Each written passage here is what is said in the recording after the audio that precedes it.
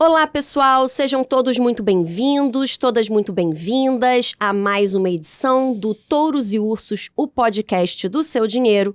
Eu sou Júlia Vilchen, repórter do Seu Dinheiro, e hoje a gente tem aqui um programa um pouquinho diferente. A gente vai falar sobre inteligência artificial. E eu vou começar aqui apresentando os meus convidados, do meu lado aqui dividido a bancada comigo, um cara que, assim, bem de tech, gosta de tecnologia e cobre criptomoedas aqui no Seu Dinheiro, o Renan Souza, nosso repórter aqui. Seja muito bem-vindo, Renan, mais uma vez. Olá, Júlia, é um prazer estar aqui mais uma vez, falar de tecnologia, agora não de criptomoedas só, né? Vamos falar de um tema um pouquinho mais amplo. É isso aí, Renan aqui, que é o nosso nerd oficial da redação, não é isso, Também é Renan? verdade. Essa é uma característica que eu carrego com orgulho. Com orgulho. E a gente vai receber aqui um convidado super especial, representante da empresa mais quente quando a gente fala em inteligência artificial hoje no mundo. Representante da NVIDIA. Estou recebendo aqui na bancada o Marcel Saraiva, gerente de vendas da divisão Enterprise da NVIDIA no Brasil. Seja muito bem-vindo, Marcel. Muito obrigado, eu que agradeço o convite, poder bater um papo com vocês hoje aqui, contar um pouquinho do que está acontecendo no mundo da inteligência artificial, o que ela vai nos ajudar, nos atrapalhar, enfim, fazer um bate-papo aí, poder colaborar vai ser um prazer. Legal, vamos falar de IA e vamos falar de NVIDIA também.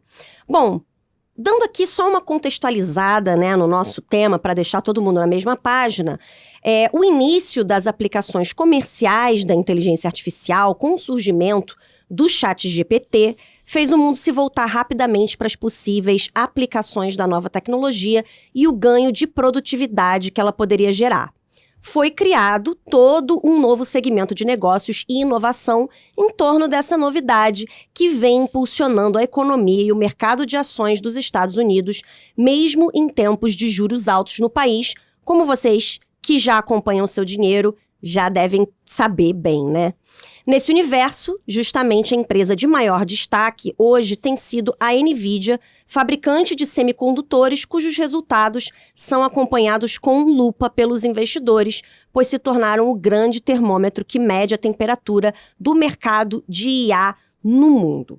Por isso eu queria começar, Marcel, te perguntando: quem é a NVIDIA? Né? Falar aqui para os nossos ouvintes e espectadores um pouco sobre a empresa, o que a empresa de fato faz, qual que é o papel dela nesse segmento de inteligência artificial. A gente até brinca aqui, né, essa coisa de fabricante de chips, a gente brinca que na corrida do ouro, que é da inteligência artificial, a NVIDIA é a vendedora de picaretas, né, daquela infraestrutura para poder ali minerar o ouro.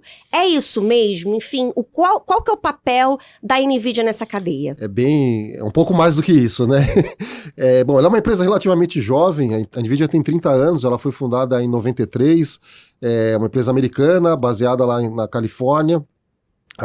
O nosso CEO, Jensen Huang, é um fundador e CEO, então ele vem desde o começo lá da empresa e continua firme e forte lá atuando. Começamos como uma empresa de chip, efetivamente, foi o primeiro produto que a NVIDIA criou, foi um chip gráfico. O que é um chip gráfico? Para usar, para fazer game, joguinho ou workstations profissionais para você trabalhar com seu AutoCAD, softwares de engenharia. Esse foi o início da empresa. Ficou quase uns 8, 9 anos somente com essa linha de produto. A partir de 2006, foi criada uma forma de programar esse chip, uma linguagem de programação, um software chamado CUDA, que não vem ao caso o que faz, é muito complicado, não precisamos entrar nesse detalhe, mas isso habilitou usar esse chip para outras atividades. E a primeira atividade foi fazer conta matemática.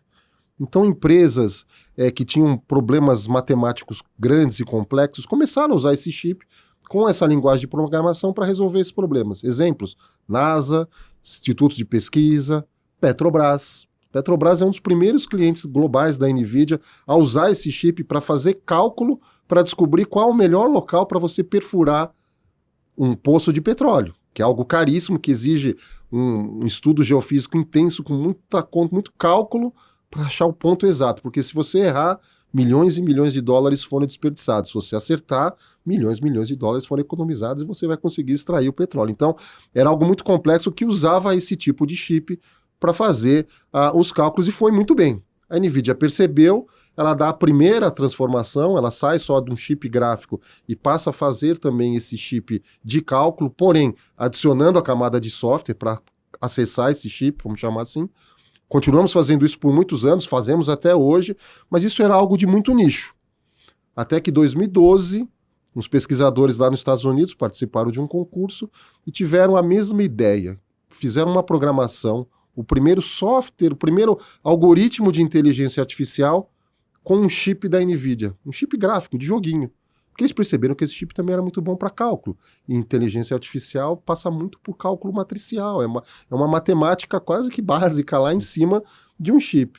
Tiveram muito sucesso, novamente a NVIDIA percebe, fala assim, uau, nosso chip também é muito bom para fazer isso. Em 2012, já estamos falando há 12 anos atrás. E a empresa transforma de novo. Só que aí eu saio de um nicho que tocava, né, que eram esses chips matemáticos para algumas áreas, e eu começo a levar tecnologia, que é a inteligência artificial, que pode impactar todos os mercados, de todas as indústrias. Então aí a gente passa a criar uma unidade de negócios com foco específico em inteligência artificial. Então 2012 já é uma jornada que vem acontecendo, que foi sendo trabalhada ano a ano. Ela foi crescendo, ela foi expandindo, até que a gente chega no que a gente chama em 2022, no momento iPhone da inteligência artificial. Por que o momento iPhone? A galera mais antiga, 2007, quando foi lançado o iPhone, já tinha smartphone, já tinha celular.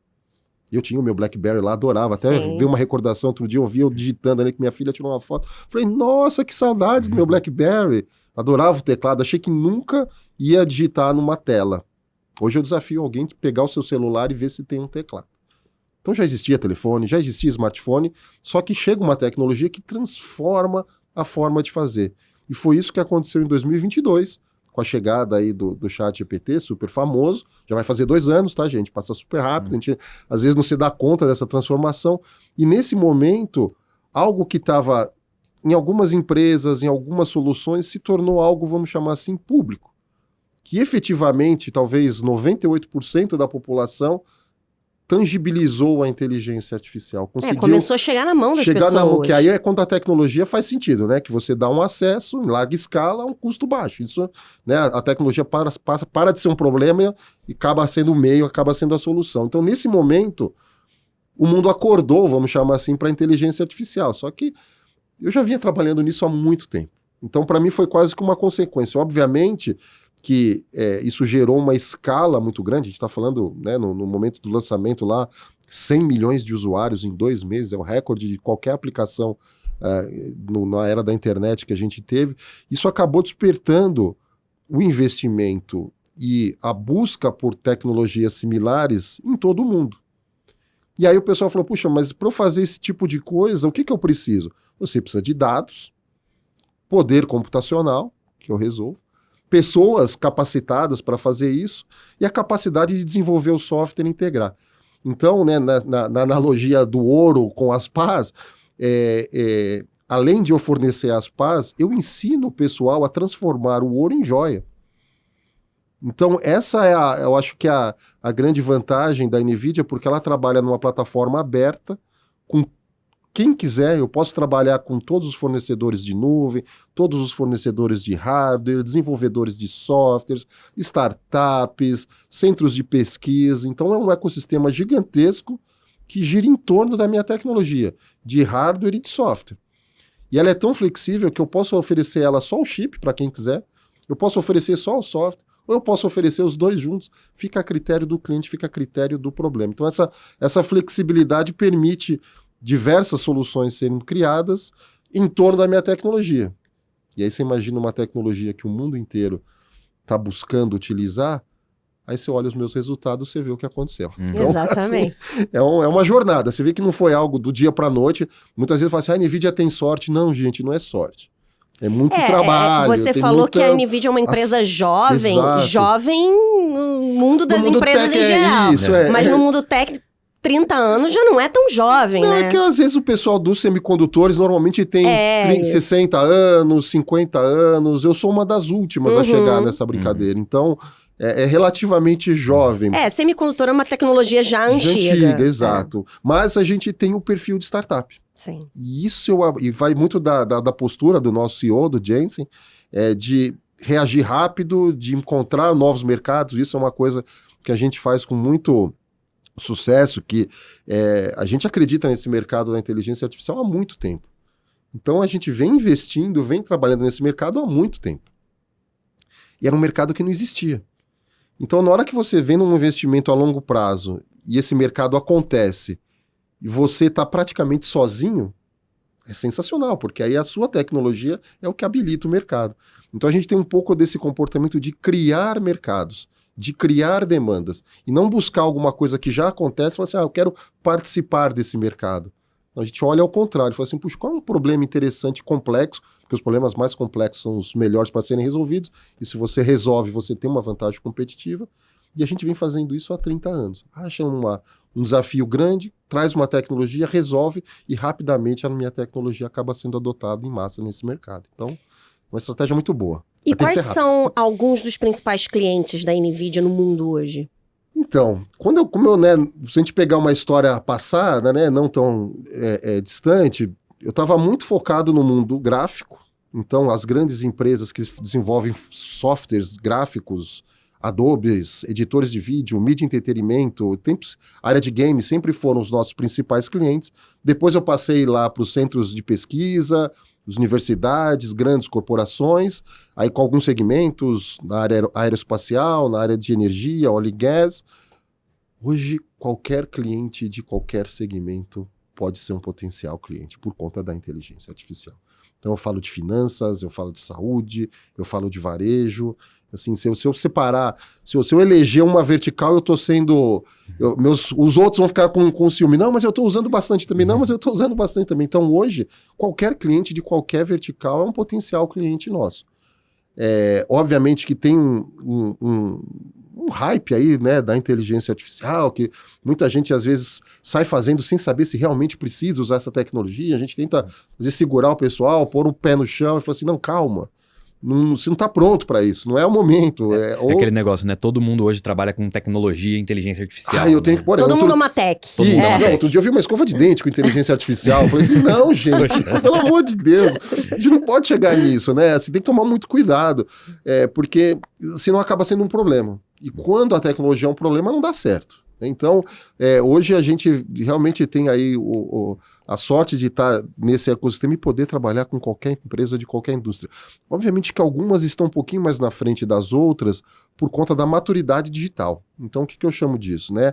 A inteligência artificial, ela depende de dados. Então, indústrias, empresas que já têm uma massa de dados um pouco mais organizada ou de uma forma digital, ele tende a rapidamente conseguir tirar benefício da inteligência artificial. Empresas ou indústrias que não estão tão maduras digitalmente vão demorar um pouquinho mais.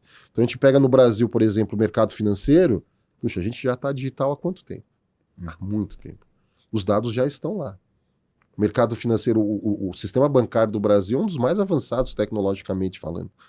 A gente que às vezes consegue viajar e tem acesso a outros bancos, às vezes você faz uma transação que você fala, caramba, demora 7, 8 horas para eu mover de uma conta para outra.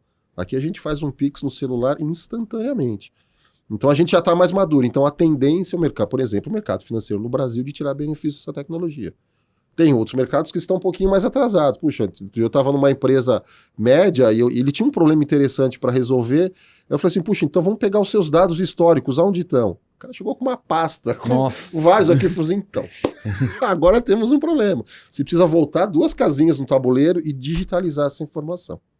Depois que você digitalizar, você me chama de novo para a gente dar o próximo passo. Hoje você não pode fazer nada.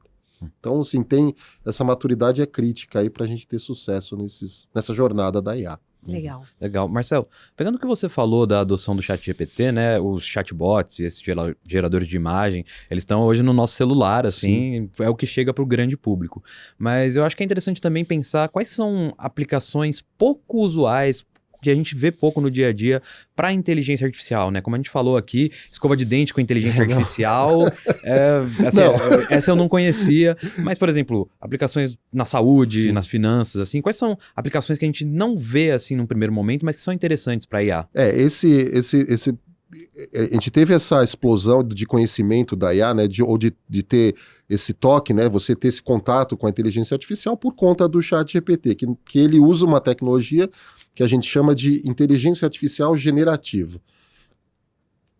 Simplificando, resumindo, bem simples, pegou vários dados, quase que todos os dados da internet, e criou um software que é capaz de aprender com esses dados. Você pode perguntar para ele qualquer coisa, que se tiver naquela maçaroca de dados lá que ele aprendeu, ele vai te dar uma resposta. Essa resposta, normalmente, ela é feita baseada em matemática, em cálculo, tá, gente? Ele não está criando nada assim. Ele faz uma predição, ou seja, ele imagina qual seria a próxima palavra baseada em todas as palavras ou textos que ele já leu. E aí ele consegue acertar. Puxa, o rato roeu a roupa do rei.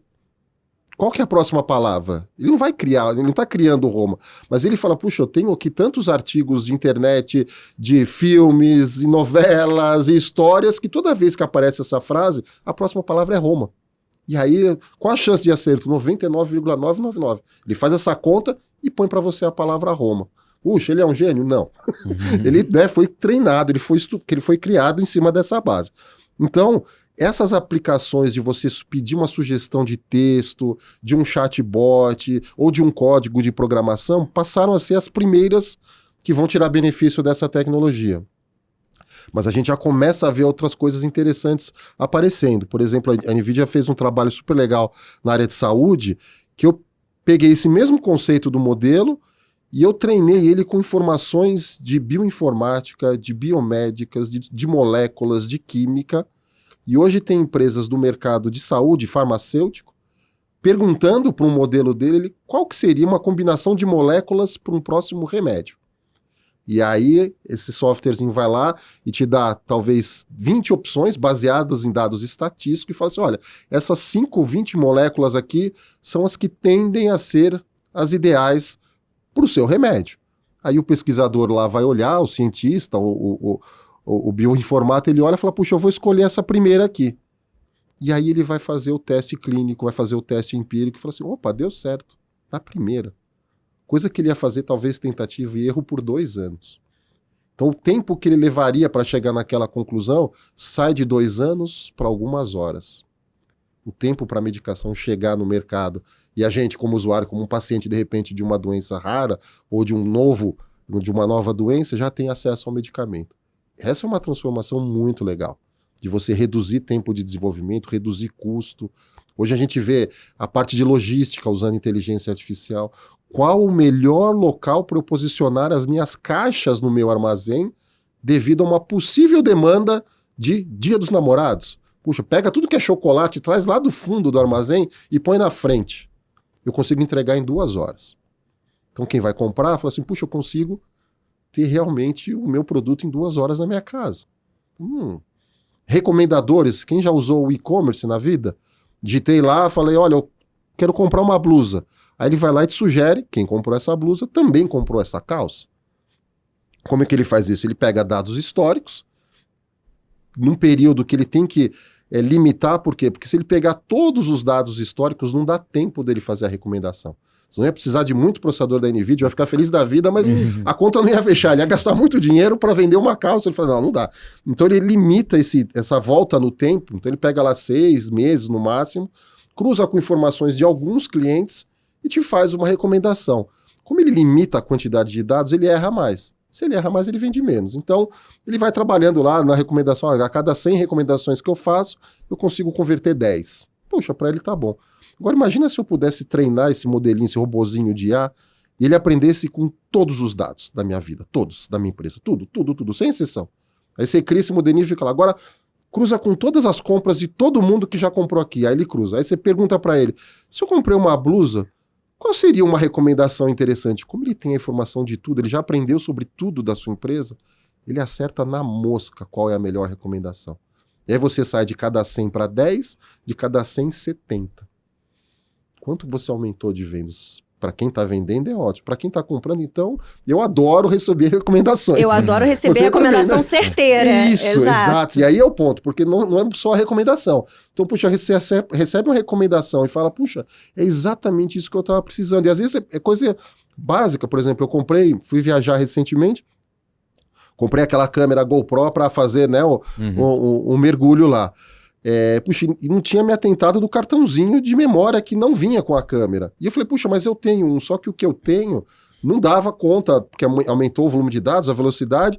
Aí na hora que eu comprei a câmera, ele falou assim, olha, a recomendação que eu recebi não foi nem... Falou, olha, quem comprou isso, falou assim, você precisa disso daqui, porque essa câmera, ela precisa dessa velocidade para gravar a informação. Eu olhei aquilo e falei, puxa, eu não tenho isso. Eu fui lá e comprei também. E se não tivesse comprado, ia ser frustrante. Porque ia chegar a câmera, na hora que eu ia colocar o meu cartãozinho de memória, ele ia falar, a câmera é muito rápida, eu sou um cartãozinho que não consegue trabalhar com essa câmera. Aí eu ia sair desesperado, tentando comprar em algum lugar e não... Sabe, ia ser aquele negócio de sempre de última hora, que a gente deixa as coisas para a última hora. Então, a recomendação certeira é importante. Aí se você traz uma inteligência muito melhor do que simplesmente cruzar dados e fazer uma sugestão, vá lá, tá ganhando. Então... E aplicações futuras? Coisas que ainda não são feitas ou que ainda não conseguem ser feitas, mas que vocês acreditam que em algum momento a inteligência artificial vai resolver? A futurologia é sempre um desafio, né? Mas a gente começa a ver uma tendência de combinação de tecnologias. E aí esse negócio começa a ficar interessante. Uma das principais tendências que agora a gente vê nesse mundo é a parte dos robôs humanoides. Qual que é hoje ainda existem alguns desafios para a parte de robótica. O primeiro que o robô é caro.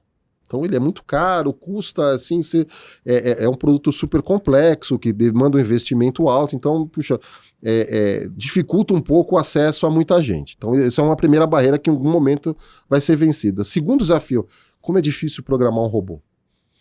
Assim, você tem que ser muito especialista, a linguagem de programação é muito complexa, e normalmente você programa um robô para fazer uma tarefa. Por exemplo, você vai numa indústria automobilística, tem um robô que vai lá com as ventosas, põe o vidro do carro. A precisão, ele só faz isso. A precisão é incrível, mas pede para ele colocar o parafuso da roda. É outra programação, é outro tipo de robô, você tem que mudar tudo. Então ele é um robô muito bom para colocar o vidro do carro. Imagina se eu tenho um robozinho formato Marcel Manoide e eu ensino ele a servir água. Puxa, é legal. Agora pega uma maçã, ele não sabe.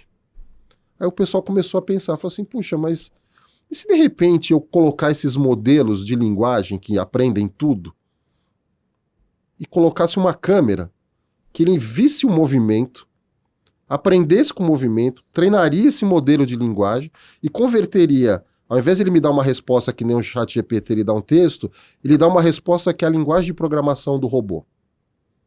O pessoal começou a olhar e falou, puxa, vamos juntar essas três coisas e ver o que acontece? Como o robô se reprogramando. Como o robô se reprogramando. Aí o François falou assim, legal, coloca uma câmera no robô e manda ele repetir esse movimento. Aí ele faz, olha, levantando a mão. Aí o robô viu, a câmera viu, colocou lá no modelo de linguagem e falou assim, descreve essa cena. É uma pessoa levantando a mão. Levantar a mão. Transforma isso em linguagem de programação do robô. Aí vira a programação de robô, ele faz assim. Porque as pessoas querem saber se vai ter robô para fazer os serviços domésticos, os trabalhos pesados, livrar a humanidade das coisas chatas e pesadas, né? Que fazem mal para a saúde, etc. E às vezes são coisas tão... Ou talvez uma enfermeira para um velhinho. Então, esse da saúde é sensacional. A gente viu outro dia num debate, um discurso sobre, uma conversa sobre eficiência na área da saúde. Aí o pessoal fez um estudo de uma enfermeira num andar que ela cobre durante o dia de trabalho, que tinha, sei lá, 50 leitos no andar. Quanto que ela andava por dia só para buscar e levar o medicamento no quarto para o paciente? Só isso. Não estava contando o tempo de aplicação, de conversa com o paciente, não. Quanto tempo ela ficava andando, que nem uma formiguinha, de um lado para o outro, falava assim, agora eu vou no quarto 1. Ela ia lá até a central de medicamentos, separava a caixinha, punha lá e ia até o quarto 1. Quando ela acabava, ela tinha que voltar para a central de abastecimento e pegar a caixinha do quarto 2. Ela não sai com toda a medicação, porque tem procedimentos que às vezes pode usar a medicação errada, então ela entra no quarto só com a medicação daquele paciente. Então ela ficava indo e voltando toda hora. Assim, ela andava, se pegar os medidores de passo lá, quilômetros por dia. Talvez 40% do tempo da enfermeira era andando para buscar remédio. Esse é o trabalho dela? Não. Agora imagina se eu tivesse um robozinho que ficasse lá à disposição, coloca, olha, eu vou fazer o quarto 1, 2, 3, 4, 5. Ele vai lá, pega a medicação do quarto 1, a hora que ela entra no quarto, ele tá na porta com a bandejinha. Ela pega, entra no quarto. O robozinho já tá indo lá, se posicionando, pegando as coisas e vai pro quarto 2. Ela sai do quarto 1, ele tá no quarto 2. Ela sai de um quarto pro outro. A eficiência. O tempo que ela pode ficar com o paciente. O tempo que ela pode fazer a medicação. Você percebe como isso transforma? É difícil, muito, custa pra caramba. Então ainda não tá pronto. Mas a tendência, o que está sendo resolvido, a forma de você criar um robô, aprender a fazer essa tarefa, o que levava semanas, meses, ele pode fazer em alguns segundos. Aí depois você diminui o custo de produção desse robô, porque aí como você tem escala, que eu falo assim, puxa, um hospital que é 2, 3, 4, 5, de repente o mesmo tipo de robô eu posso usar no supermercado, eu posso usar no hospital, porque ficou fácil de eu programar ele, o custo reduz, as empresas têm acesso, tá paga a conta. Você tava falando de buscar coisa, né? Me lembrou uma cena do Eu, Robô, que a moça pede pro robô correr até a casa dela pra buscar a bolsa dela, né? Então, eu que ela esqueceu. Que ela esqueceu. Então, eu legal. fiquei pensando, imagina, né? Um dia a gente esquece o carregador do notebook, esquece um celular, assim, precisa do carregador, você manda o robô correr até lá, não precisa mandar são um Uber casos Flash. extremos. Você imagina, num cenário como hoje, você ia ter que ensinar um robô a fazer toda essa jornada. É impossível. Tecnicamente é muito difícil. Toma tempo, dinheiro e aí não... Agora, se você simplifica, se tira essas barreiras, a tendência disso acontecer em larga escala é ótima. Aí você vai ser, puxa, um velhinho que eu moro sozinho. Eu tenho um robô assistente na minha casa. Isso seria Tem incrível. são coisas inacreditáveis. Ou às vezes até mesmo em recepções, em hotéis. Tem coisas que você não precisa ter todo mundo ao mesmo tempo fazendo coisas. E gente à disposição parada. Você pode usar essa gente para fazer outras coisas. E aí remete um pouco àquela discussão, né? Vai tomar o meu emprego? Exato, essa era a próxima pergunta que eu queria. Você já puxou a pergunta que eu ia fazer, que é uma pergunta complicada, né? Eu queria perguntar sobre os riscos da inteligência artificial, né? E como que eles poderiam ser endereçados. E ser bem direta, né? Primeiro, ela pode tomar empregos, reduzir a empregabilidade das pessoas. A gente está falando aqui, inclusive, de muitos empregos que são assumidos hoje por pessoas de menor escolaridade, de menor renda. E a outra pergunta que eu queria emendar é: a inteligência artificial pode ficar tão inteligente que ela se torne um risco para nós, tipo um risco Skynet, assim, ela pode tomar consciência. Essa foi agora em agosto. Exatamente, foi agora em agosto que a Skynet tomou consciência. Ela poderia se voltar contra nós, começar a nos prejudicar de alguma maneira, isso seria uma possibilidade, não hoje, a gente sabe que não é possível hoje, mas num futuro, eu queria endereçar principalmente essas duas questões. Da parte dos empregos, ela vai ter um papel igual qualquer tecnologia teve na nossa vida. Então, hoje ninguém mais acende lamparina na rua. A luz acende sozinha, tem um automático lá. Hoje a gente não precisa mais da telefonista. Quando a gente vai fazer uma ligação, antigamente tinha alguém que falou, você pode me conectar com... Porque a tecnologia evoluiu e essas funções foram desaparecendo, porém outras surgiram. E normalmente surge mais do que desaparece. O desafio que a gente vê com esse tipo de tecnologia é a velocidade da transformação. Então, às vezes, as coisas vão, antigamente, né, com a tecnologia, elas iam acontecendo de forma gradual, que dava tempo de você recapacitar uma força de trabalho, de você mostrar uma tendência, falar, olha, esse é o caminho, estudem isso daqui, comecem a buscar esse tipo de função, porque é o que vai fazer as coisas, né, serem mais produtivas daqui para frente. Como esse tempo está diminuindo, às vezes não dá tempo da pessoa perceber que o emprego dela foi substituído por uma máquina, foi automatizado, foi reposto. Então, tem que ficar muito atento por conta da velocidade. Trabalhos repetitivos, trabalhos que não exijam tanta inspiração, tendem a correr mais risco. Nessa fase de transição, aprender a usar a ferramenta pode ser o diferencial para você continuar ou não. O que eu quero dizer com isso? Um bom por exemplo, uma pessoa que faz um planejamento logístico, que usa uma ferramenta de inteligência artificial, ele vai ser um melhor planejador logístico do que quem não usa uma ferramenta de inteligência artificial. Uma pessoa que cria, que faz, por exemplo, eu estou editando fotos e o meu software tem uma funcionalidade de inteligência artificial que permite eu editar essa foto, né, melhorar a qualidade, fazer uma composição com alguma cena. A inteligência artificial ajuda, eu consigo produzir isso mais rápido. Se eu sou um funcionário que não usa essa ferramenta do software que eu estou acostumado a usar, eu vou sofrer um pouquinho mais. E aí esse sofrimento vira produtividade. Aí os gestores da empresa olham e falam assim, puxa, mas quem está produzindo mais? O que está usando a ferramenta certa ou o que não está usando? Aí eu vou redigir um texto. Quem usa a máquina de escrever nas redações hoje? Mas ninguém. Quando chegou o computador, aquela pessoa que rapidamente conseguiu usar o computador, conseguiu entender, puxa, eu posso apagar aqui, refazer isso quantas vezes você quiser. E o cara lá, jogando papel fora, começando de novo, ele olha para o lado e fala assim, pô, o cara já produziu 20 textos aqui e eu estou na primeira página do meu, que eu cometi um erro. Então, como eu falei, a diferença é a velocidade, mas a tecnologia ela vai impactar, ela vai transformar. Então, pensando nisso, a gente vê uma ameaça de capacitação, uma ameaça de como eu preparo a nova força de trabalho para essa transformação. Por outro lado, a quantidade de coisa legal que vai aparecer para fazer é infinita. Ou a potencialização que isso vai dar no seu trabalho é sensacional. Eu vi um caso já faz mais de um ano, já vai fazer quase 2 anos, do Prêmio Jabuti de literatura, que quem estava concorrendo ao prêmio de ilustração era um livro, a tradução, né, recente, uma edição do livro do Frankenstein, e toda a animação, toda a ilustração do livro foi feita com inteligência artificial. Eu vi. E o Vicente Pessoa, que é o ilustrador, o cara ficou louco. Ele falou assim, cara, o que isso potencializou a minha criatividade? Assim, ele me deu ideias que ele falou, eu ilustro há mais de 20 anos, eu nunca pensei num negócio desse. E eles foram desclassificados, porque deu até uma confusão danada, mas ele fazendo um testemunho, ele falou assim, puxa, como essa tecnologia me ajudou, foi sensacional. Só que ao mesmo tempo, ele falou assim, puxa, talvez um ilustrador iniciante consiga interagir muito melhor do que eu e fazer coisas melhores do que eu. Então precisa tomar um cuidado aí pra gente acelerar.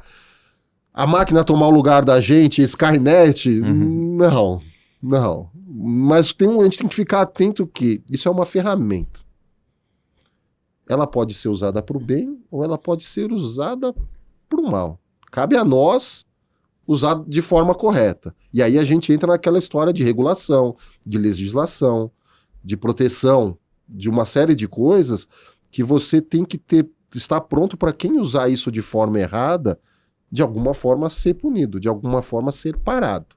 É esse que eu acho que é o grande ponto, porque no final é uma ferramenta. Então ela pode ser usada, como tudo na vida, ela pode ser, né, de uma ferramenta genérica, ela pode ser usada para o bem e para o mal. Eu tenho uma faca aqui, vamos almoçar. Eu vou cortar a minha salada, o meu bife, ou eu posso ferir meu amiguinho do lado. A culpa é da faca? Não. A culpa é minha. Eu vou ser punido se eu fizer isso? Vou. Por quê? Porque tem uma regra que fala que eu não posso pegar uma faca e colocar no cara. Pronto. Tudo sob controle. A ferramenta de tecnologia é a mesma coisa. Se eu usar ela de coisa errada, vai dar errado. Vai ser coisa ruim. Mas alguém precisa ser responsabilizado por isso.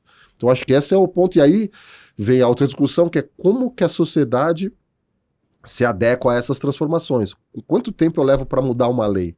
Quanto tempo eu levo para adequar uma lei? A burocracia anda muito mais devagar do que a capacitação das pessoas, né? Então a gente vai passar por alguns momentos de uma zona cinza aí que a pessoa não está fazendo coisa errada porque não tem uma legislação em cima daquilo. E aí você precisa ajustar rapidamente para falar, não, isso está errado. E a pessoa às vezes faz até sem saber, não é nem por intenção, mas é porque fala, não tem regra, não tem... Calma, então precisa dar uma controlada no sentido mesmo de proteção, no sentido de organização, para que a gente tire benefícios positivos disso, senão vira bagunça, não pode. Muitos artistas também têm reclamado, né, que as inteligências artificiais, elas escaneiam tudo que tá na internet para fornecer uma imagem, né, então às vezes ela acaba copiando o estilo de algum artista independente do Instagram. Propriedade intelectual é um assunto seríssimo. Não, desde que a internet surgiu, é um assunto complicado, né? Não, e aparecem coisas que... por exemplo, eu fiz um painel recente com uma professora de Direito lá do Mackenzie, e ela fala que na lei da propriedade intelectual do Brasil tem uma citação que fala que é algo que vem da alma. Nossa. Tem O que é a isso. alma? É a minha GPU? É o software? O que é? Não dá. Aí não dá não enquadra. Aí, poxa, a pessoa tá violando não sei, talvez. Não, cara, tem que arrumar, tem que ajustar isso para não deixar... obviamente que dados, né, são uma outra coisa importante. Como eu falei antes, né, toda inteligência artificial depende de dados. Se eu estou falando de dados, eu estou falando de LGPD. Pronto, já temos uma regra de LGPD aqui. Então, qualquer coisa que você vai fazer, a base tem que ser LGPD, primeiro. Se você estiver fora do LGPD, para qualquer coisa, você está fazendo errado. Então, não começa errado, começa né, porque aí você vai e aí vai poder evitar essas... Né, assim, eu tive um caso super legal com um parceiro, ele fez um projeto super bacana de esporte, que eles recriaram o Tele Santana lá no São Paulo, fizeram coisa com a voz e depois fizeram um vídeo dele que passou no jogo do São Paulo. Foi sensacional. Quem autorizou? O filho dele, que tem o direito de imagem do pai. Uhum. Juridicamente, legalmente ele tem isso, conseguiu lá, então ele pôde autorizar isso ser feito. Mas e se ele não tem?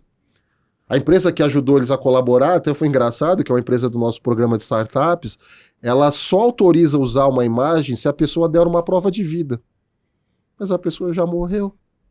A gente teve que conectar, colocar os jurídicos da empresa para falar, olha, o cara aqui tem uma autorização, ele não está fazendo nada de errado, tudo comprovado, sabe? Teve todo um processo, falou assim, então agora eu autorizo você a usar a minha tecnologia para criar a imagem dessa pessoa.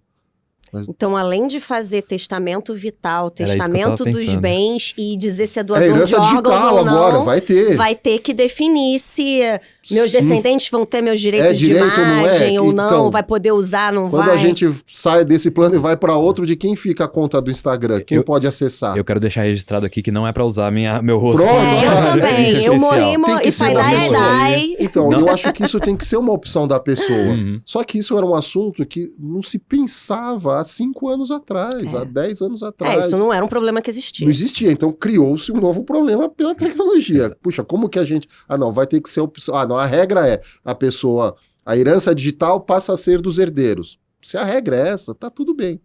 Ou não, a pessoa tem que autorizar, que nem doação de órgãos.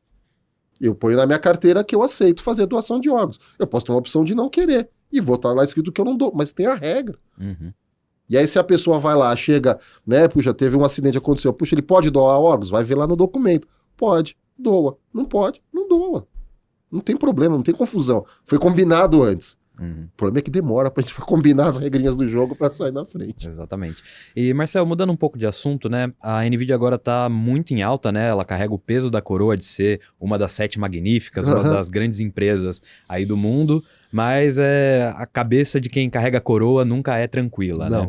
E, então a gente tem que colocar o elefante branco na sala agora e falar da queda de mais de 17% na última semana das ações da NVIDIA, né? Como é que você avalia agora a importância da NVIDIA no mercado? Porque assim, é uma empresa trilionária, quando ela cai, leva todo mundo junto, todo mundo está questionando se existe uma bolha de inteligência artificial, a concorrência também não descansa na questão de software, semicondutores. Primeiro ponto, essa queda das ações agora te preocupa? E um segundo ponto, como é que a NVIDIA está se posicionando agora nesse cenário de desenvolvimento de inteligência artificial, cada vez mais concorrência aparecendo e ainda carregando esse peso de ser a maior empresa do ramo? Legal. A gente não trabalha lá na NVIDIA para aumentar o valor das ações, muito menos para derrubar o valor das ações. A gente trabalha lá na NVIDIA para executar o que a gente precisa e ter sucesso no que a gente faz. O que vai acontecer, mercado, gente, vocês são do mercado financeiro, vocês sabem melhor do que eu tento estudar um pouquinho, eu, por exemplo, falo assim, puxa, os resultados foram tão bons, a ação vai subir, aí eu olho e caiu. Você tenta explicar, se fosse fácil explicar, provavelmente nós não estaríamos aqui, porque conhecendo, se a gente conseguisse explicar, a gente ia fazer um investimento, ia ganhar dinheiro e estava tudo bem. Então, a gente não tem essa preocupação do, subiu, desceu, vai subir, não. A gente tem a preocupação, puxa, eu fiz um compromisso, eu sou uma empresa pública, eu vou entregar isso aqui nesse trimestre, eu tenho que fazer isso daqui. Puxa, o que eu tenho que fazer para entregar isso aqui? Tem toda uma, assim, é um trabalho enorme. Só que quando você, né, como eu falei no começo, eu tô nesse ecossistema que é uma tecnologia aberta, que todo mundo usa, se eu falhar em algum momento, eu tô impactando todo mundo.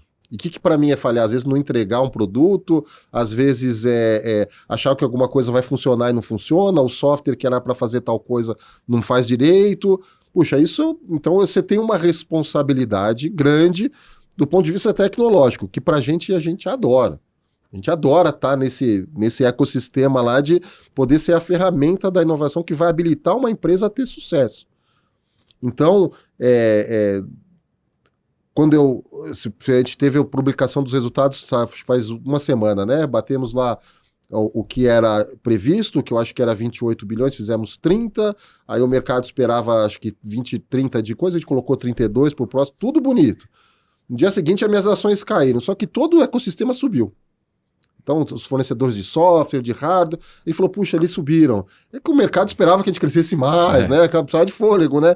Mas a gente fez o que a gente tinha que fazer e um pouco além. Mas todo mundo que estava em volta da gente subiu junto. E eu caí. Tá tudo bem, porque a gente sabe que isso é uma jornada a longo prazo. Não é algo...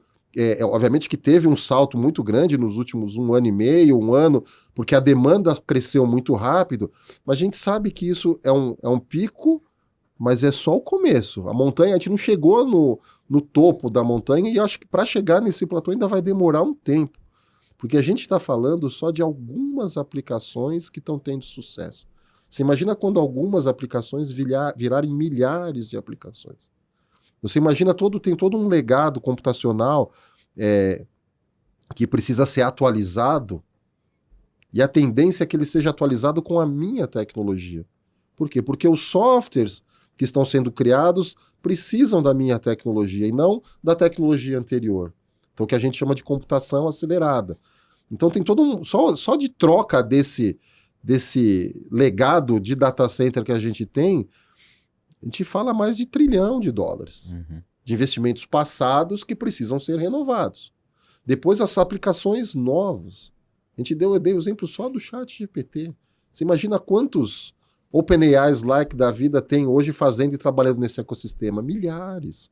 Então, assim, a tendência é disso ser um trabalho a longo prazo. E aí, né, você até mencionou da concorrência, quando você fala num trabalho a longo prazo, num mercado que vai impactar todas as indústrias, e a gente, se você somar todo o impacto tecnológico dessas indústrias, eficiência, crescimento, a gente está falando de $100 trilhões em 5, 10 anos. Tem muita oportunidade. Todo mundo vai querer um pedaço disso. É natural. Então as empresas começam a falar, puxa, eu quero participar desse bolo, me dá uma fatia dessa. Então vai ser natural, vai acontecer, né, faz parte do mercado, só que eu não estou parado. Então até a gente brinca lá que antes, né, tem um momento AC e DC, antes de Cristo e depois de Cristo. Antes ChatGPT, depois ChatGPT. Descobriram a NVIDIA lá naquele dia. Só que eu já estava fazendo isso há muito tempo. Então, para a gente, foi quase uma consequência, mas o mercado, em geral, descobriu a gente a partir lá do final de 22, começo de 23.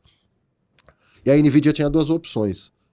Carregar a coroa, sentar e ficar parado, ou acelerar. A gente optou por acelerar. Então, coisas que eu levava 18, 24 meses para fazer, eu estou fazendo em 12 meses. Então, eu demorava um tempo para colocar uma nova geração de chip, eu diminui pela metade esse tempo. Eu estou acelerando cada vez mais. A minha eficiência energética praticamente melhorou 75%.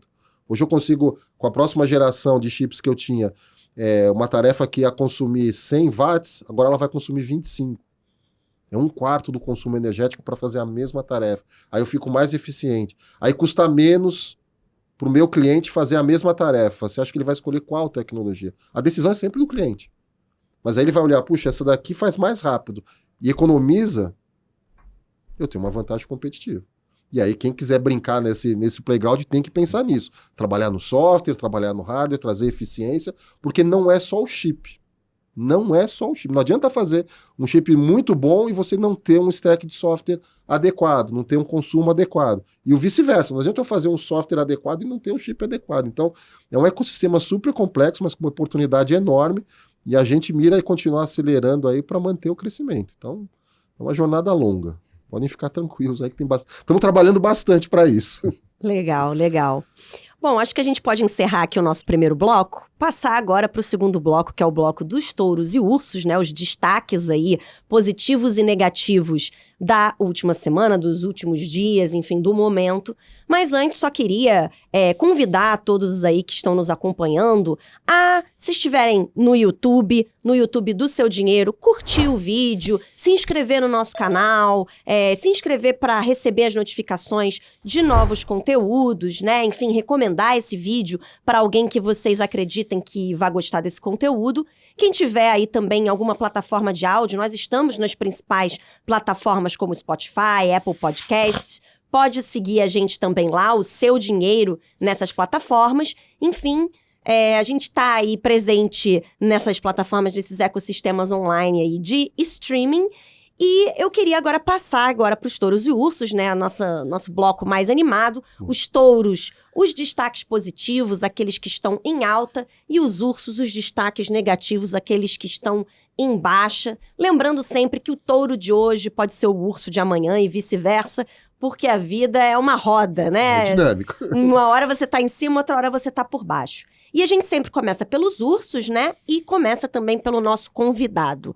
Marcel, qual é o seu urso da semana, do momento, enfim, do seu mercado? Vamos lá, eu vou dar trazer um urso que já é um urso velho, ele tá aqui com a gente já há um tempão, às vezes ele hiberna, às vezes ele volta, mas no nosso segmento, um dos ursos aí que vamos chamar assim, mais atrapalha, aí pensando em Brasil, tá, gente? Porque a NVIDIA é uma empresa global, atua globalmente, mas eu tô aqui no Brasil, eu tenho interesse de fazer as coisas acontecerem por aqui. Então, um dos ursos que acaba atrapalhando muito a gente aqui é a nossa vantagem competitiva tributária, ou desvantagem. O que eu quero dizer com isso?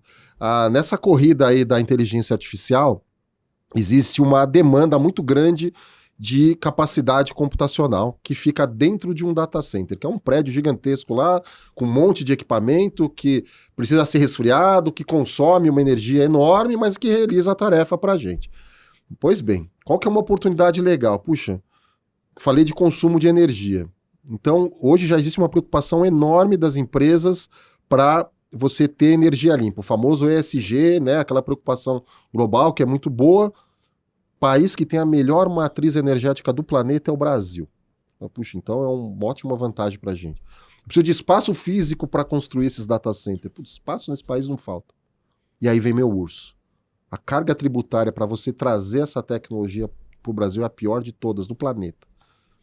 Porque é muito componente importado, muita coisa que precisa fazer integração local, e o custo Brasil acaba tirando a nossa competitividade. Então eu podia ter empresas globais falando assim, puxa, aonde eu vou colocar a minha fábrica de inteligência artificial, que é um conceito super legal? Ele vai procurar lugares no mundo para instalar essa fábrica, igual uma montadora de carro faz no passado, uma empresa de energia, de plástico, de computadores que seja, ele vai escolher o melhor lugar para construir essa fábrica.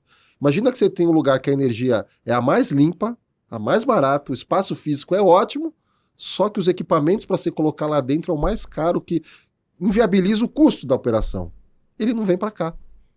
Então, assim, esse urso tributário nosso, esse custo Brasil, hoje ele está impedindo a gente de dar um próximo passo, de dar colocar o Brasil num local de destaque, que geraria milhares de empregos. Eu estou falando de fábricas de inteligência artificial que ia precisar de gente para trabalhar. Os novos empregos, as novas, iam acontecer ali. Puxa, o mercado de tecnologia recebeu investimentos incríveis. Então, esse urso aí que fica hibernando em torno da gente aí por longo tempo do custo Brasil, da parte tributária, para mim é um fator que a gente poderia dar uma espantada nele, colocar ele para outro lugar e aumentar a nossa vantagem competitiva e trazer mais investimentos para o país. Bacana. Renan, seu urso. Meu urso da semana vai para as bets, para as casas de apostas, os sites de apostas, de modo geral, né? Não vou falar de nenhuma específica aqui, porque o Brasil vive, lógico, né? Como nós aqui sabemos, uma pandemia desse tipo de casa de apostas. Elas estão no futebol, nos podcasts e em praticamente todos os lugares, porque elas acabam trabalhando em cima de uma zona cinzenta da legislação brasileira, né? Que não é nem ilegal, nem legal. Mas eu acho que vale a pena falar delas essa semana, porque o caso mais recente ficou famoso, porque a advogada influenciadora digital Deolane Bezerra, ela foi presa numa operação da Polícia Civil lá de Pernambuco, que investiga o uso dessas casas de apostas para lavagem de dinheiro. A questão aqui é que não foi de ontem para hoje que isso virou um problema, né? De acordo com os dados recentes do Instituto Locomotiva, em 5 anos, o número de brasileiros que apostam nessas bets chegou a 52 milhões. Isso é o dobro de pessoas que investem na Bolsa Brasileira, mais que o dobro, para a gente ficar nessa área de investimentos aqui, né? Mas quanto que isso representa em dinheiro, né? Um estudo recente do Itaú projetou que o gasto anual dos brasileiros é de aproximadamente 24 bilhões com jogos e apostas online.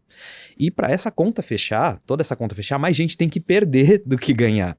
Então você aí que aposta, né? Você tem que se lembrar que mais chance de você perder do que ganhar, porque esse é o modelo de negócios dessas casas de apostas.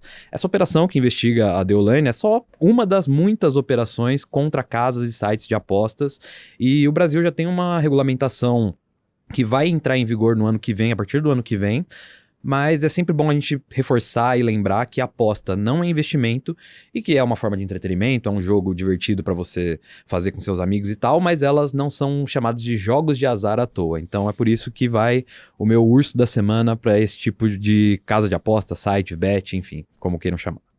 Nas bets, nas apostas em geral, as probabilidades não estão a seu favor, né? A gente estava então, até comentando... é entretenimento, não é investimento, não é fonte de renda, não é a minha segunda fonte de renda, Exato. Pelo amor de Deus. A gente estava até comentando, né, que hoje em dia, com esses sites de código aberto, você mesmo aí em casa pode programar uma bet, criar a Touros e Ursos Bet e ser uma casa de apostas autônoma, mas isso não quer dizer que o código seja confiável, não quer dizer que seja uma forma de investimento, não é nada além de entretenimento e um jogo de azar, não é um jogo de sorte. Bom, vou me manter no tema tecnologia, então, né, já que tá todo mundo aqui dentro do tema. E escolhi como meu urso da semana o X, né, a plataforma X, rede social, o antigo Twitter, que até hoje muita gente ainda usa o termo Twitter, né, que foi suspenso, de fato, no Brasil na última sexta-feira, dia 30 de agosto, por decisão do ministro do Supremo Tribunal Federal, Alexandre de Moraes, com respaldo, né, de outros ministros da corte. Essa decisão foi tomada depois de a plataforma ter se recusado a acatar ordens judiciais do STF que incluíam bloqueio de perfis que estariam disseminando discursos de ódio e notícias falsas e, além de se recusar também a fornecer informações de usuários e de ter retirado seu escritório do Brasil e ficado sem representante legal no país. Essa decisão foi bastante polêmica, né? Inclusive entre juristas, né? Porque foi considerada, né, por muitos, uma medida extrema e desproporcional, além de contar com alguns aspectos aí atípicos do ponto de vista do processo legal, né? Então, o STF recebeu críticas, né? E o ministro Alexandre de Moraes também, mas também foi polêmica a postura do Twitter, do X, né, que vem sendo também bastante criticada, porque simplesmente resolveu desacatar ordens judiciais que deveriam ter sido cumpridas, né, enfim, a empresa fica sujeita a uma punição, que normalmente é multa, quando desobedece essas ordens, então realmente também a postura do X não foi, assim, a mais adequada, né, do ponto de vista legal, e acabou sofrendo essa punição aí super forte, que, no fundo, prejudica e muitos, mesmo os seus usuários, né? Tem muita gente que usa as redes sociais, inclusive profissionalmente, né, faz usos profissionais, e ficaram sem acesso à plataforma no Brasil. É até um sinal ruim, né, da economia brasileira, um sinal ruim para o exterior de que esse tipo de embate pode acontecer com empresas estrangeiras no Brasil. Ficou também aí um problema de imagem, né, para o país, por esse tipo de embate entre uma grande empresa internacional e o sistema judiciário do país. Bom, essa história ainda não chegou ao fim, né, o X continua fora do ar no momento que a gente está gravando esse programa, e a rede social deve recorrer, alegando que a decisão do STF é ilegal e desproporcional. A gente ainda vai ver novos capítulos aí dessa história, mas, por enquanto, o X é o meu urso da semana, é o urso aqui desse programa. Queria passar agora, então, para a parte positiva do programa, para terminar o programa numa nota positiva, que são os touros, os nossos destaques positivos. Passar a bola novamente aqui para o Marcel. Quem é o seu touro? Bom, meu touro nessa semana, ou das últimas semanas, vai para o Plano Nacional de Inteligência Artificial. O governo federal finalmente publicou aí um plano estratégico para os próximos 4 anos para melhorar ou para acelerar o ecossistema de inteligência artificial no Brasil. Então, passa aí pela previsão de vários investimentos em vários setores, isso é muito bom. Passa por algumas estratégias em áreas muito importantes, saúde, agronegócio, manufatura, que podem ser pilares de uma nova revolução industrial aqui no Brasil, uma capacidade da gente conseguir realmente se destacar, por exemplo, na área de saúde. A inteligência artificial, como toda solução, depende de dados. Qual o país que tem a maior diversidade populacional do planeta? Uma das maiores. É o Brasil. Onde estão os dados do Brasil? Centralizados no SUS. São poucos países que têm essa quantidade de informação que pode ser usada para o bem da população, pode ser usada para a descoberta de um novo medicamento, pode ser usada para fazer algum tratamento específico, distribuição de equipe médica, de infraestrutura, enfim, você pode resolver tantos problemas a partir de uma base de dados tão rica que, assim, né, a gente fica muito esperançoso que esse touro aí possa justamente destravar algumas agendas, obviamente que depende aí da execução do plano, né? Não adianta só fazer um plano e não executar, mas as ideias lá a gente imagina que foram muito positivas, que vão poder dar um norte para o nosso ecossistema e até atrair investimentos.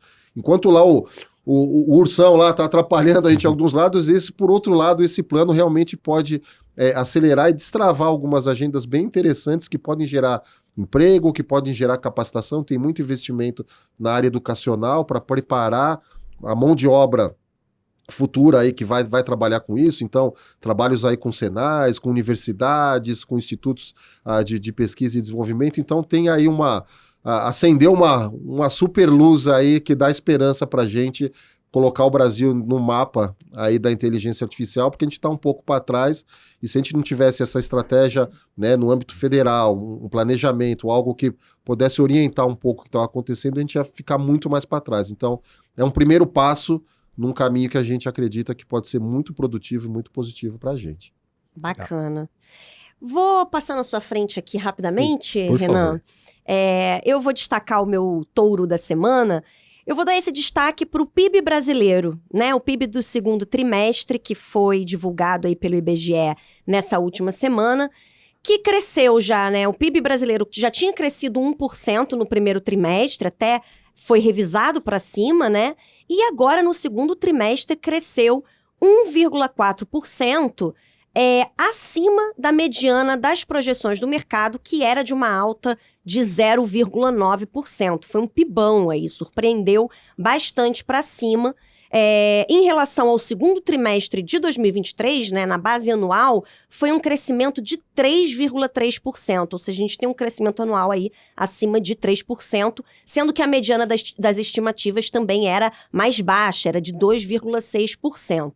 Bom, o indicador foi puxado para cima pelo setor de serviços, pela indústria, lá pelo lado da oferta, e do lado da demanda pelo consumo, tanto das famílias quanto do governo, e até a parte ali do investimento também cresceu bem, né? Só o agro mesmo que viu uma retração. É bom a gente lembrar que no começo desse ano, a projeção do mercado era de que a economia brasileira só fosse crescer 1,59% em 2024. E essas projeções, elas foram sendo revisadas para cima. A última estimativa já era de 2,46%. E agora, com esse último resultado, as instituições financeiras já começaram a fazer revisões para cima do PIB de 2024. O Goldman Sachs, por exemplo, já revisou a sua previsão de alta do PIB de 2,5% para 3%. Depois desse último dado, então é possível aí que no próximo Focus a gente já veja aí uma previsão mais alta ainda para o crescimento em 2024. Então realmente é um crescimento bastante robusto, o juro no Brasil ainda está alto e a economia está crescendo assim, mas por outro lado a gente tem projeções aí de que o Banco Central possa vir a elevar a Selic, né, fazia um pequeno ciclo, um curto ciclo de alta aí da taxa básica de juros, e esse último resultado do PIB só vem aí a realmente incentivar ainda mais uma possível alta de juros aí pelo Comitê de Política Monetária do Banco Central. Então a gente precisa acompanhar, mas enfim, é um problema bom de resolver, né? A economia crescendo, por causa disso, o PIB brasileiro é o meu touro da semana. Queria terminar aqui passando a bola para o Renan. Qual que é o seu touro? O meu touro da semana, ele é um touro em ritmo olímpico, ou melhor, paralímpico, porque vai para a equipe paralímpica brasileira, que está fazendo uma campanha simplesmente excepcional, mais uma vez, né? A gente tem muito orgulho dos nossos atletas olímpicos e a gente tem que ter o mesmo orgulho dos nossos atletas paralímpicos também, porque eu, particularmente, sou um grande fã de Olimpíada, conhecido aqui na redação. E se você gosta de Olimpíadas como eu, você não vai passar nenhuma raiva com a equipe paralímpica, porque no quadro geral de medalhas, o Brasil está na 6ª posição, com 57 medalhas no total, sendo 15 de ouro, 15 de prata e 27 de bronze. Aqui, lógico, no horário que a gente está falando aqui, não sei quando o pessoal for ver se já acabou, se o Brasil ganhou ainda mais medalhas, né? E um destaque que eu queria chamar a atenção são para as atletas paralímpicas, porque quem ganhou muitas medalhas nas Olimpíadas foram as mulheres, e quem está ganhando muitas medalhas agora nas Paralimpíadas são também as mulheres, né? A campanha olímpica brasileira, para citar um exemplo mais palpável, as mulheres ganharam 12 das 20 medalhas do Brasil, e só as mulheres ganharam ouro. E agora, das 255 atletas portadoras de deficiência da equipe brasileira, quase 46% são mulheres. A equipe paralímpica está chegando na sua melhor campanha da história, né? Perto da sua melhor campanha da história, que foi em Tóquio 2021, com 72 medalhas, né? E enquanto a gente está conversando aqui, tem muita água para rolar ainda, muitos jogos, muitas coisas para acontecer, e a gente eu espero que a equipe consiga bater esse recorde de 72 medalhas. Tá fazendo uma campanha excepcional. A gente sabe que no Brasil é complicado essa questão de investimento no esporte, de patrocínio, e então elas estão tirando literalmente, os atletas e as atletas estão tirando literalmente leite de pedra para conseguir ter uma campanha... Literalmente, espero que não. Espero que literalmente, eu espero que não. Mas estão fazendo milagre para conseguir ter uma campanha excepcional, bater em países que têm um investimento muito maior. Então, cada medalha que a gente celebrou, que a gente celebra, é uma conquista, é ouro, né? Como o pessoal fala, é prata, é ouro, é bronze, é ouro, é duplo ouro. Então, por conta disso, a equipe paralímpica brasileira é o meu touro da semana. Bem legal. Então, terminando aqui o programa no ritmo paralímpico, parabenizando aí o time Brasil das Paralimpíadas. Queria agradecer muito aqui a presença dos nossos convidados. Obrigada mais uma vez, Renan, pela participação. Obrigado, Júlia. Foi um prazer participar, um ótimo programa. E muito obrigada, Marcel. Foi uma aula aqui sobre a inteligência artificial e espero que a gente possa conversar sobre esse assunto mais vezes no futuro. Não, eu que agradeço. Acho que estamos numa jornada. Quem sabe eu volto daqui 1 ano e a gente revisa esses ursos e touros viraram touros ou ursos. Enfim, eu acho que é uma oportunidade enorme. A gente está vivendo uma transformação nas nossas vidas, na forma com que a gente trabalha, na forma que a gente se diverte. Então acho que é um bom momento para estar vivo aqui nesse planeta. Então, obrigado mais uma vez. Legal. Que a gente volte a falar de aplicações da inteligência artificial que a gente ainda nem sabe nem imaginou que ia existe. acontecer. Você falou, lembra aquela vez, a gente nem tinha pensado nisso. Nem sonhava ainda. Isso que é legal. Muito obrigada a todos os que nos ouviram e nos assistiram e até a próxima.